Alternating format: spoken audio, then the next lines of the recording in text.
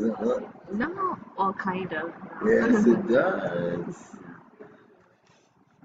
What's up? Facebook? Are we good on Instagram? Yeah. Good on Instagram.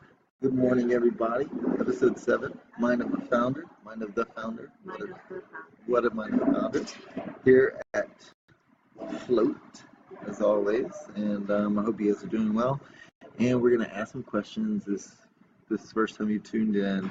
It's where we come to this place every Sunday, and I answer questions that are submitted by you guys via our comments, email, where you can submit it at ask@fbnw.us. And yeah. And how you doing, girlfriend? Good. Good? I have allergies. You're good? What are you doing that's good right now? This? Oh, you know what? You're right. Yeah, she just shut me the fuck up, didn't she? All right, yeah, let's do it.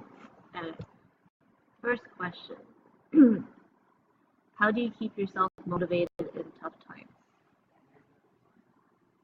Timely. That's funny. That was kind of what we were just saying. It's been a rough morning already, but we Thanks. no, not because of you. Just the stuff that you don't even know about, business stuff, stress stuff. But like I just said to you, it's like I can't worry about these little minuscule problems when what we're doing is such a macro thing. Micro more. She's always trying to make these jokes, and it's like she better call up her friends from England because that's just dry. Tim might be on. Tim listens to me. Yeah. Okay. Tim, are you from England? No, he's from New Zealand. Oh yeah. So yeah, same, kind of. But anyway, no, I think it's when I look at what we're doing on a macro level, like one day, the amount of children that we'll be feeding, I'll look back at the little problems that I have and the little rough things, and be fine with it. You know, tell him the analogy / pep talk you give me every time I'm just like, oh, I'm so sick of this, and you're like, well, I don't look at where I'm at. Show people where I'm at. It's such a beautiful place, a beautiful day, everything. I can be in Syria right now when my mom's being dropped on me. My dogs get around on the street today in my car. It's not that bad, so shit's not that bad. It's all perspective. Tell him about the Charlie Bird thing. Oh, the Charlie Bird thing. So we have these annoying ass birds. They're like parrots, like green parrots. They look like it, but they're not fucking parrots. I think they're a breed of parrots. Look, they're in droves of thousands, and they sound they're like not 1,000. They're in hundreds. Okay, Trump. They're not. No, sometimes you see them, and there are thousands of them. It could be like maybe 100. I wouldn't say hundreds. Are you talking? We're not getting into the whole estimate of things, right? And look at how dense they look in the sky. Listen, hundreds, it doesn't matter. It sounds like each one of them are competing to give the most annoying sound, right? And so I used to get really fucking pissed off at them. Yeah, I would get angry with those birds because, especially in the morning, I try to meditate and holy shit. And then one of my neighbors, one of my buddies, Charlie, he told me to think about it he was like, embrace the sound. Like, don't try to shoot it out. Like, actually take it in and listen to it. And one day I was out walking the boys and I heard them and I tried to embrace them. I got thinking about it. I was like, why am I upset about some fucking birds? Like, why could that get that deep into me when it's just such a beautiful thing in this beautiful world that we live in? It's like, cool. And now when I hear them, I actually like them. You like them? Or you're okay with them? I'm okay. Like, I at first I'll go, and then I'll go, pretty birds outside. Because they are beautiful birds, beautiful colors. They look like parrots, but they're not fucking parrots. Don't know why They're you think not. so. Because people buy parrots. People steal parrots. Nobody out there is trying to take one of those motherfuckers. I heard that these originated from like someone who had collected birds, but then like the cage broke and then they flew out and they migrated. They've been multiplying out in the wild, but they're supposed to be domesticated parrots of some sort. Please never tell that story again. It's what people told me. Yeah, but who's these people? People who grew up in Temple City. That's where they are. That's what everybody's saying, huh? No, they're That's all what in everybody's Temple City. saying. Yeah, everybody's saying this. Yeah, everyone in Temple City. Google it. Just Google it. Why don't you find it out before you start? You keep spreading this word. It's more fun. No, it's not. Learning the actual fact about it. Like, I don't really give a shit. You didn't look into it. Because I don't give a damn. I'm not out there trying to spread that that lie. If you did care that I was telling false news, you'd look it up and like look in my place. Yeah, but I'm just realizing that you heard this and you're passing it on. So I might have to do it just for that reason. Anyway, move on. Let's go to the next question. Okay. What is something you always wanted to learn but haven't done it yet? Oh, another language. It's an easy one. It's an easy one. And I tell myself every year that I'm going to do it. And I even get the Spanish word of the day. I haven't heard your Spanish word of the day in like almost No, half a I year. get the emails. I know, but you normally repeat it to me. Yeah, we have way more important shit to talk about. We're way past the word of the day. What was today's? I haven't opened it yet. So anyway, I want to learn a new language. In Spanish, it's just I know more Spanish than any other language, obviously. Yeah, I saw you the other day down at the warehouse. I can speak some Spanish when it has to do with apparel. When outside of apparel, but Solamente only this one. No, I can do some food Spanish, but I don't want to learn two languages. I want to learn like a lot. But I know I need a tutor, so it's gonna have to be when my time is flexible, which we all strive for. And once I have flexible time, I can spend 2 hours a day doing this and have somebody come in and teach it to me. Because I'm a way better learner like that. Why learning a language as opposed to like any other skill set? Like, why do you think Spanish is so important? Well, because I think communication is important. And I think having the ability to communicate. I want to travel one day. I want to travel more, and I want to be able to communicate with the people. South America. South America. Not a lot of them are on Spanish. A lot of them are on Portuguese. But I'm only asking because, well, no, you did say language. Because I was like, why didn't you just say another language as opposed to like Spanish? Yeah, I said language. Yeah. It's just Spanish is like I can use it on a day-to-day basis. Right? In LA. The bartender we were at the other day didn't even speak English. Oh, no. No, she didn't speak a lick of English. So it's just more useful. And there's many. You asked for one thing. Like there's a million things that if I could learn, I'd like to. Name two more things. Name two more things. You don't. I don't know these questions. I don't know these questions before. I'd like to. I wish I was more handy, like in building stuff. And I think a lot of that's just I don't have the tools because we don't have the space, right? Mm-hmm. I wish I had like a garage where I could work on a car. There's no need to work on the leased cars, but like if I had like an old kind of style car, I'd like to work on it, fix it up, learn how to do it as I go.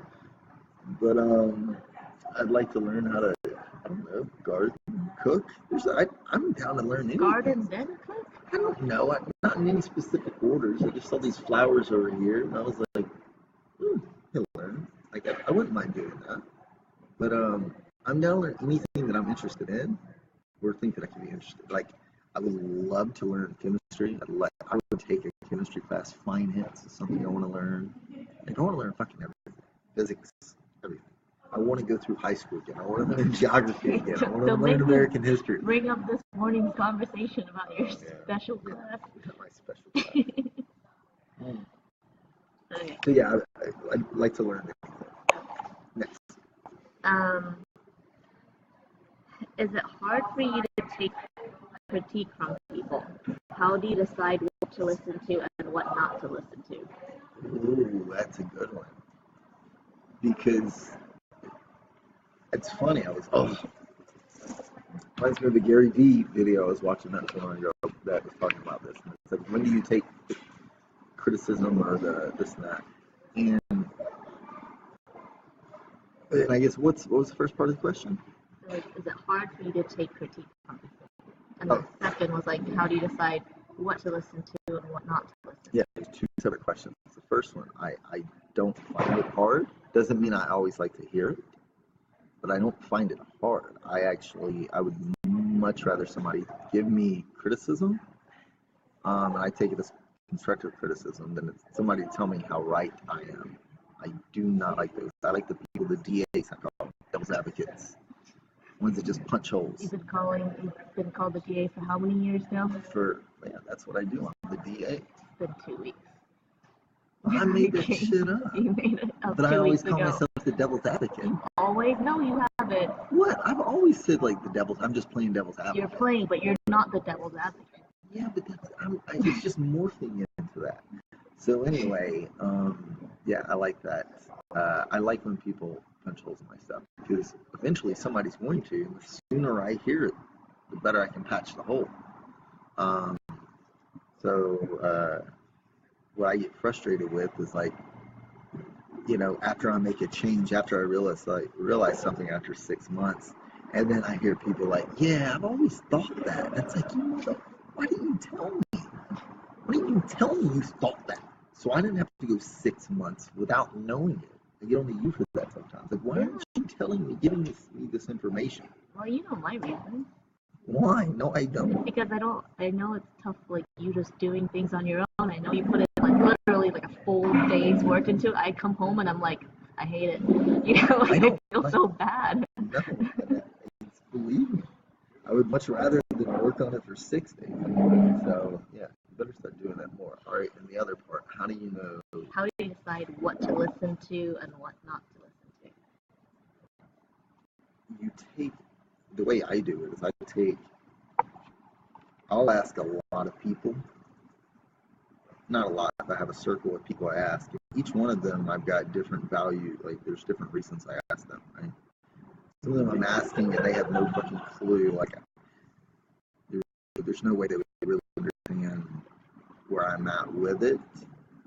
But that's a good thing, because they're looking at it from a different view. So depending upon what it is and who it's from, I'll take different aspects of it. And then at the end of the day, I've got to boil all that down and go with what my gut says, because I'm the one at the end of the day that's got to live with it. And I think you'll say, like, I try to be this way. If I know I'm going against what the masses say, I'll tell myself, like, listen, I understand why people are coming this way, but this is why I'm going this way, and it could be wrong. But at the end of the day, I've got to go. The ultimate decision is my gut, and what I feel in there. Is like the whole changing of the manufacturer, right? I went with my gut on that. And in the beginning, I went with my gut, and it was the wrong move. But I live with it. It is my thing, so I'm down for it. I remember when we decided to do groceries, and groceries. And I decided to leave groceries? No, to do groceries for the bag of groceries. Oh, I thought you were talking about groceries. No, do groceries. And, like, Greg was over the night before, and us three were sitting at the table like, oh, what can we do? What's more tangible, this and that? And then they're like, oh, we should do food. That'd be great. And then we're like, oh, let's think of all the logistics and how much it's going to cost. And then Greg went on to, like, a backpack of, like, goods, school goods. School supplies. Yeah, That's supplies. What I was voting for. Yeah, and then we're just kind of like, oh, we're just so tired, whatever, think about it. And then, but we kind of decided, okay, like, school supplies, whatever. We're like, fine. We all go to work or do our work the next day. I come back from work and you're like, we're doing groceries. And I'm like, what the heck? We just spent like 4 hours debating each other and we decided. And I think and then I was like, I spent an entire day on it because remember, I had the whole, like, what we were going to put in the school bag. Remember, we've done the research on the manufacturing, where we were going to get the school bag from. We've done you're looking up calculators. I was looking up prices of calculators online for you. And then it was the next day you came back and I was like, and you're like, we spent. I thought it was you it was the next day, but I was frustrated because I'm like, what changed? And you're like, oh, I spoke to the one person and like I guess she made it feasible, and I'm like, and I'm like so frustrated because I'm like, we just wasted all this time, but for you, like, whose advice did you choose to listen to? Like, what was she again? It was two people. It was my teacher, Mrs. Richardson from high school, and my cousin Ashley, because they're both school administrators, and they were the first ones that were like, you know, schools. Both of them said schools need, or children need this, and so no matter all the work that I went into and how much I'd convinced myself, those two conversations, I was like, okay, I'm gonna figure out a way to make it where we give a bag of groceries. Despite your business partner and your girlfriend going against you on it, you listened to these two teachers. Yeah, there you go. So, and I would never call them and ask them what I should do in the manufacturing world, you know, but I respect their views in that. So, yeah. That's how it came to be. All right, next. We'll make this the last one. Okay. Well, okay, instead of that, let's talk about the Instagram post, because you wanted to address that. Oh, yeah. So, I wanted to discuss this. We had a photo shoot yesterday, which I'm very excited about. All of our summer stuff, and it's sick. And one of our models, we posted a photo, reposted one of the ones that she posted, and it's our, my dog is my dog is my therapist. And somebody commented on it, and let me see what the comment was real quick, so I can actually speak on it, because I think if one person says it, somebody else is probably thinking it, and I just wanted to bring it up. So the name is, I don't want to give her a name, you can go on there and look, but apparently she's a doctor. I don't know, vet or whatever. And she was writing to a person that I'm assuming is in the fashion world, and says, you know, what do you think of this shirt? I kind of feel it downplays the real mental health issues. Thoughts? And the other girl writes her back and says, yes, to some degree it does, but on the other hand, I'm a huge supporter of therapy dogs, which it takes actual mental health, blah, blah, blah, blah, blah. And she was like, she wrote back, great point, I didn't think about it like that. Boom, glad I have a smart, whatever. And so I wrote her and let her know that, you know, first of all, I never thought about it from the point that she came. So that completely shocked me. I never thought about it. So I hate that somebody would actually think that. But in not my defense, because I'm not defensive about it, but to my point, we came up with that because I think you all know how I feel about my dogs and how I'm obsessed with them and how they've worked with me every day for the last how many ever years. So when I'm gone from them for like 3 hours, I get separation anxiety. And not only that, a lot of dog owners do. Like when they come back from home after being at work, you know, for 8 hours, it's the greatest thing.